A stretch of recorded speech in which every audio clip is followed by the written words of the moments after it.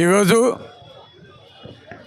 కావలి నియోజకవర్గ ప్రజల ఆశీస్సులు, అదేవిధంగా జగన్మోహన్ రెడ్డి గారి ఆశీస్సులు, పెద్దలు గౌరవనీయులు మన రాజ్యసభ సభ్యులు మరియు పార్లమెంటు అభ్యర్థిగా పోటీ చేస్తున్న విజయసాయి రెడ్డి గారి ఆశీస్సులు, మరియు పెద్దలు గౌరవనీయులు రాజ్యసభ సభ్యులు బేదా మస్తానరావు గారి ఆశీస్సులు, పెద్దలు గౌరవనీయులు మాజీ శాసనసభ్యులు కాటంరెడ్డి విష్ణువర్ధన్ రెడ్డి గారి ఆశీస్సులు, మరియు మా నాయకులు, మా కార్యకర్తలు, ప్రజలు, కావలి నియోజకవర్గ ప్రజలు అందరి ఆశీస్సులతోటి కావలి నియోజకవర్గానికి మరో సేవలు అందించడానికి ఈరోజు నన్ను అభ్యర్థిగా నిర్ణయించటం, ఈ 2024 మే 13న జరుగు ఎన్నికలకి ఈరోజు నామినేషన్ వేస్తున్న సందర్భంగా ఇంత పెద్ద ఎత్తున ప్రజలంతా కూడా వచ్చి నన్ను ఆశీర్వదించినందుకు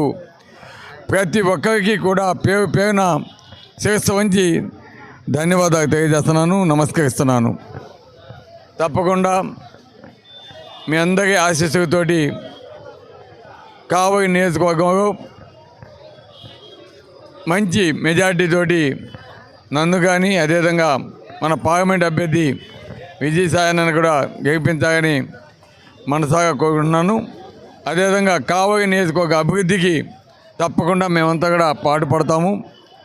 గతంలో ఏవైతే ప్రాజెక్ట్స్ కంప్లీట్ చేస్తున్నామో అవే కాకుండా జరగబోయే ముందు రోజుగా కూడా ఏవైతే ప్రాజెక్ట్స్ అన్కంప్లీట్గా ఉన్నాయో వాటన్నిటి కూడా కంప్లీట్ చేసి మీకు అందించేదానికి మగా అవకాశం ఇవ్వాలని మేమందరం కూడా అటు విజయసాయి రెడ్డి గారు, అదేవిధంగా పెద్దలు బీదా మస్తానరావు గారు, విష్ణువర్ధన్ రెడ్డి గారు, నేను అందరం కలిసికట్టుగా పనిచేసి కావలి నియోజకవర్గాన్ని అభివృద్ధి చేయడమే కాకుండా కావలిని కనకపట్నం చేసేదానికి ఎప్పుడు కూడా ముందుంటాం.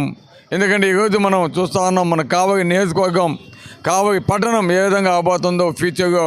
గతంలో కూడా నేను చెప్పున్నాను, ఈరోజు ఒక పక్క రామాయపట్నం లాంటి పోర్టు కావటం, ఒక పక్క ఫిషింగ్ హార్బర్ కావటం, అదేవిధంగా అనేక ప్రాజెక్ట్స్, ఇరిగేషన్ ప్రాజెక్ట్స్ అన్నీ కూడా రాబోతున్నాయి. తప్పకుండా కావలి నియోజకవర్గం చరిత్రగా నీతిపేగా ఒక మంచి పట్టణమే కాకుండా ఒక మహానగరంగా కూడా అయ్యే అవకాశాన్ని ఈరోజు జగన్మోహన్ రెడ్డి గారు మనకి కల్పించడం వల్ల ఈరోజు అటువంటి ఫిషింగ్ హార్బర్, రామాయపట్నం పోర్టు లాంటివి రావడం వల్ల ఈ ప్రాంతం యొక్క రూపురేఖలు తప్పకుండా రాబోయే ముందు రోజుల్లో మారుస్తాము. తప్పకుండా కావలి నియోజకవర్గాన్ని ప్రపంచ పటంలో ఒక పెద్ద పట్టణంగా తీర్చిదిద్దేదానికి కృషి చేస్తామని కూడా తెలియజేస్తున్నాం.